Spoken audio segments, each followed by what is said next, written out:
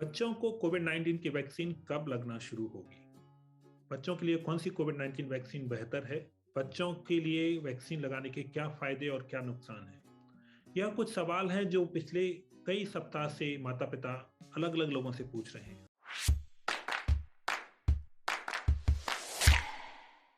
मेरा नाम डॉक्टर चंद्रकांत लहारिया है। मैं एक मेडिकल डॉक्टर हूं और साथ में मैंने immunology, vaccinology and public health में स्पेशल ट्रेनिंग्स प्राप्त की हुई हैं। अगर आप मुझसे यह सवाल पूछेंगे तो मैं कहूँगा कि सभी बच्चों को कोविड-19 वैक्सीन लगाने की ज़रूरत नहीं है। सबसे पहली बात है कि भारत में कौन-कौन सी कोविड-19 वैक्सीन्स बच्चों के लिए उपलब्ध हैं। तो फिलहाल कोई भी कोविड-19 वैक्सीन बच्चों को नहीं लगाई जा रही है। एक कोविड-19 वैक्सीन को 12 से 17 साल के बच्चों के लिए लाइसेंस किया जा चुका है।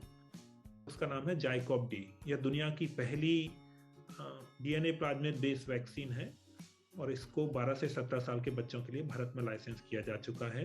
साथ में एडल्ट आयु वर्ग के लिए भी लाइसेंस की जा चुकी है, लेकिन यह वैक्सीन अभी किसी भी आयु वर्ग को नहीं लगाई जा रही। आने वाले कुछ समय में इस वैक्सीन के साथ टीकाकरण स्टार्ट होने की संभावना है। दूसरी वैक्सीन है कोवैक्सीन, जो आयु वर्ग में दी जा रही है और कोवैक्सीन के 2 से 17 साल की आयु वर्ग के लिए क्लिनिकल ट्रायल कंप्लीट हो चुके हैं। उसके बाद इसका डेटा भारत सरकार की जो drug controller general of India के ऑफिस में सब्जेक्ट एक्सपर्ट कमेटी है, उसने रिव्यू कर लिया है और सब्जेक्ट एक्सपर्ट कमेटी ने सुझाव दिया है, सिफारिश की है कि इस वैक्सीन को 2 से 17 साल के लिए अप्रूव कर दिया जाए। लेकिन इसका एक और कदम होता है, वो अभी पूरा नहीं हुआ है। तो यह वैक्सीन अभी रिव्यू की जा रही है, इसके भी लाइसेंस हो जाने की संभावना कही जा सकती है। 2 अन्य वैक्सीन हैं जो क्लिनिकल ट्रायल स्टेज में हैं। एक वैक्सीन का नाम है कॉर्बेवैक्स।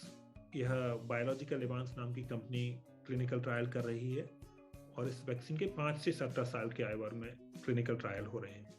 चौथी vaccine Covovax, serum institute of India इस पर क्लिनिकल ट्रायल कर रहा है। इस तरह से कुल मिलाकर 4 वैक्सीन बच्चों पर क्लिनिकल ट्रायल किए जा रहे हैं भारत में। क्या सभी बच्चों को कोविड-19 वैक्सीन लगनी चाहिए? इसका जवाब है फिलहाल नहीं। वजह यह है कि हम जानते हैं कि कोविड-19 का संक्रमण सभी आयु वर्ग को होता है, लेकिन इसकी गंभीर बीमारी सिर्फ वयस्क आयु वर्ग में होती है। बच्चों में गंभीर बीमारी नहीं होती है। जब वैक्सीन्स को लाइसेंस किया जाता है या परमिशन दी जाती है, तो उससे पहले उनका सेफ्टी एंड एफिकेसी की जांच की जाती है, कितनी सुरक्षित है। तो वैक्सीन्स को जितना अधिकतम सुरक्षित हो सकते हैं उतना बनाने की कोशिश की जाती है, लेकिन हम यह नहीं कह सकते कि वैक्सीन पूरी तरह सुरक्षित होते हैं। कुछ रेयर एडवर्स इवेंट होते हैं, तो उनको इसलिए अप्रूव कर दिया जाता है कि वैक्सीनेशन का बेनिफिट काफ़ी हायर है और रिस्क लो है। लेकिन हमें याद रखना होगा 2 बातें। पहली बात कि जो वैक्सीन के एडवर्स इवेंट्स होते हैं या रेयर साइड इफेक्ट होते हैं, अभी देखा गया है कि वो उम्र के विपरीत होते हैं। अर्थात अगर जितनी कम उम्र होगी उतने अधिक एडवर्स इवेंट होने की संभावना रहती है। जैसे कि हम जानते हैं कि mRNA बेस्ड वैक्सीन काफ़ी असरकारक हैं। उनकी जो एफिकेसी है 90 से 95% की रेंज में पाई गई है। लेकिन जो छोटे बच्चे होते हैं, कुछ छोटे बच्चों में रेयर वायरल मायोकार्डाइटिस नाम का साइड इफेक्ट हो सकता है mRNA बेस्ड वैक्सीन से। लेकिन चूंकि उनका बेनिफिट अधिक है और रिस्क लो है, इसलिए हम उसको मान के चलते हैं कि इनका एडमिनिस्टर किया जा सकता है, लेकिन सावधानी बरतनी होती है। उसी तरह से वायरल वेक्टर वैक्सीन जो भारत में कोविशील्ड के नाम से है और ऑक्सफोर्ड एस्ट्राजेनेका वैक्सीन है, उससे पाया गया है कि रेयर ब्लड क्लॉटिंग का साइड इफेक्ट हो सकता है और ये blood clotting young age group में होती है। तो याद रखने की बात है कि वैक्सीन सुरक्षित होती हैं, लेकिन रेयर साइड इफेक्ट होने की संभावना होती है और हमें उन पर नजर रखनी होगी। अब बात आती है कि चूंकि बच्चों में गंभीर बीमारी कम होती है और फिलहाल उपलब्ध वैक्सीन सिर्फ मॉडरेट टू सीवियर इलनेस को बचाती हैं और मृत्यु से बचाती हैं। एडल्ट में बेनिफिट हायर है, रिस्क लो है। बच्चों में बेनिफिट लोअर है, रिस्क हायर है। और यही कारण है कि कई देश, दुनिया के कई देश जहां पर लाइसेंस वैक्सीन उपलब्ध हैं, पर्याप्त मात्रा में सप्लाई भी है, उसके बावजूद उन देशों में सिर्फ हाई रिस्क एज ग्रुप को वैक्सीनेशन हो रहा है। 12 से 17 साल में सभी को वैक्सीनेशन नहीं हो रहा, सिर्फ हाई रिस्क एज ग्रुप को वैक्सीनेशन हो रहा है। और मेरी राय में भारत के लिए भी यही नीति उचित होगी। तो फिर 2 से 17 साल के लिए वैक्सीन पे क्लिनिकल ट्रायल क्यों हुए?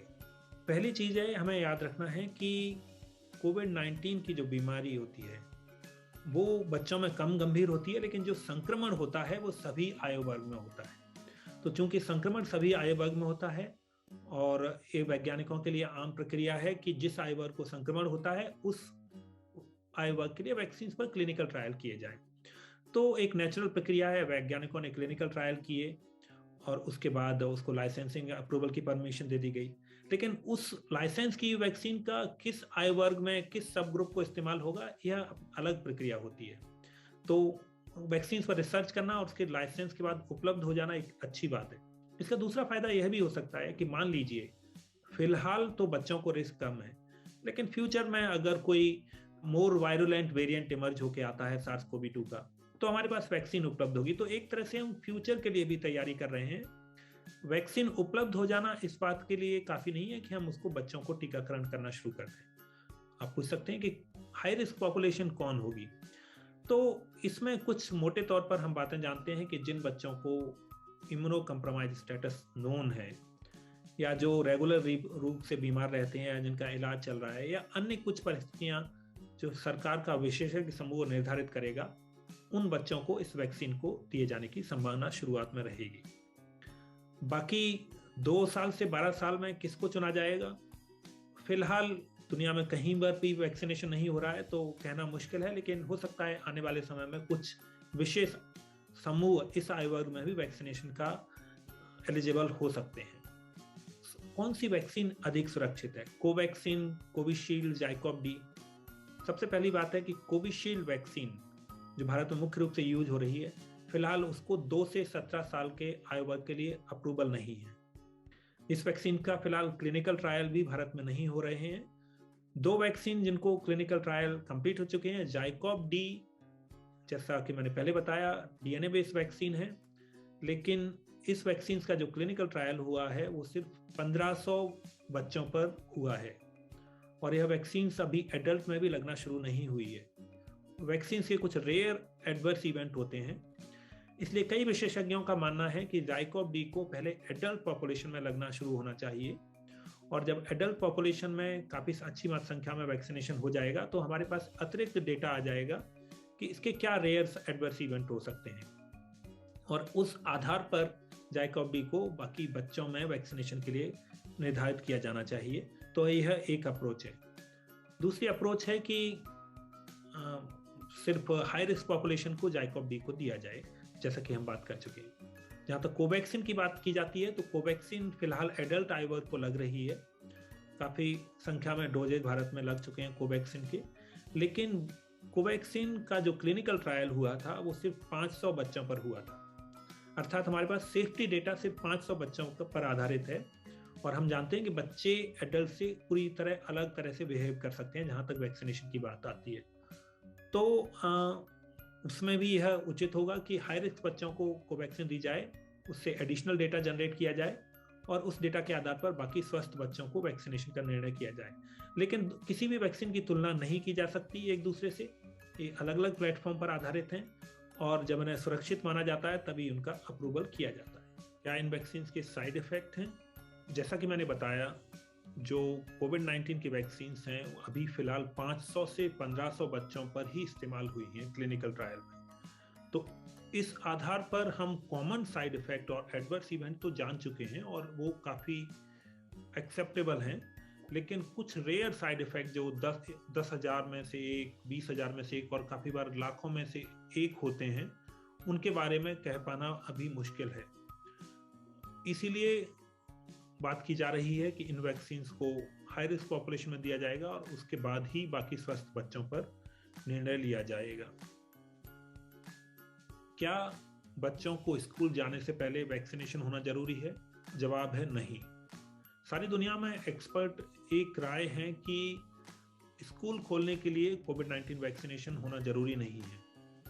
बच्चे कोविड-19 की मॉडरेट टू गंभीर बीमारी के रिस्क पर बहुत कम है, रिस्क बहुत कम है बच्चों में, इसलिए वैक्सीनेशन प्री रिक्विजिट नहीं है। क्या ये वैक्सीन प्राइवेट मार्केट में उपलब्ध होंगी? जवाब है नहीं। हम जानते हैं कि फिलहाल सारी कोविड-19 वैक्सीन को इमरजेंसी यूज ऑथराइजेशन अर्थात आपातकालीन मंजूरी दी गई है।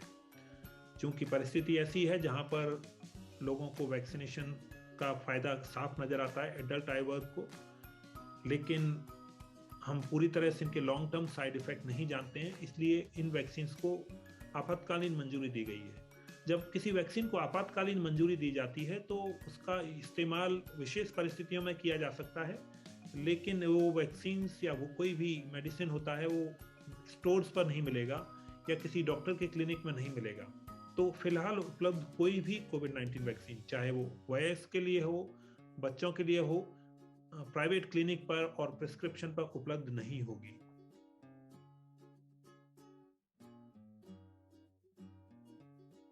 तो जवाब है कि फिलहाल उपलब्ध सभी कोविड-19 वैक्सीन संक्रमण से नहीं रोकती हैं। तो अगर किसी एडल्ट को वैक्सीन लगी हो या बच्चे को वैक्सीन लगी हो तो वो वैक्सीन मॉडरेट टू गंभीर बीमारी होने से रोकती हैं और मृत्यु को से बचा सकती हैं, लेकिन उनका संक्रमण को रोकने में कोई भूमिका नहीं है। यही वजह है कि लोगों को सलाह दी जाती है कि आप वैक्सीनेशन कराइए और वैक्सीनेशन के बाद भी मास्क पहने रहना है, क्योंकि व्यक्ति संक्रमित हो सकता है और दूसरे को संक्रमित कर सकता है। छोटे बच्चों के लिए जिनको वैक्सीन नहीं लग रही है उनको एज अप्रोप्रिएट मास्क का इस्तेमाल करना है। एडल्ट मेंबर को प्रिवेंट करने की बात है तो उसका बेहतरीन तरीका यही है कि जो भी एलिजिबल एडल्ट मेंबर है अपने आप को वैक्सीनेट कराए और वैक्सीनेशन शेड्यूल को कंप्लीट करें और साथ में अन्य कोविड अप्रोप्रिएट बिहेवियर का पालन करें। बच्चों के कोविड-19 वैक्सीनेशन के लिए हम इतना महत्व दे रहे हैं। मैं एक बात और कहना चाहता हूं कि बच्चों के लिए कई रूटीन वैक्सीन होती हैं, जिसमें BCG, DPT, measles, pneumococcal, rotavirus है, अन्य वैक्सीन। तो यह समय इस बात को याद रखने का है कि सिर्फ हम कोविड-19 वैक्सीन पर ध्यान नहीं दें, बल्कि अन्य वैक्सीन जो रूटीनली बच्चों को प्रिस्क्राइब की जाती हैं, सुनिश्चित करें कि हमारे बच्चों को वो वैक्सीन लग रही हैं। साथ में हमारे आसपास जितने भी लोग हैं उनमें जागरूकता लाएं कि वो अपने बच्चों को जो उनकी रूटीन वैक्सीन हैं अपने नज़दीकी स्वास्थ्य केंद्र पर लगवाएं। कोविड-19 की चुनौती ने हमें अगर कुछ परेशानियां दी हैं तो हमें एक मौका दिया है यह समझने का कि वैक्सीन कितनी महत्वपूर्ण है हमारी जिंदगी में, सभी के व्यक्तियों को स्वस्थ रखने में। आइए इस मौके को इस बात के लिए भी इस्तेमाल करें कि कोई भी व्यक्ति, कोई भी बच्चा जो ट्रेडिशनल वैक्सीन होती हैं जो गंभीर बीमारी से बचाती हैं उनसे न छूटे।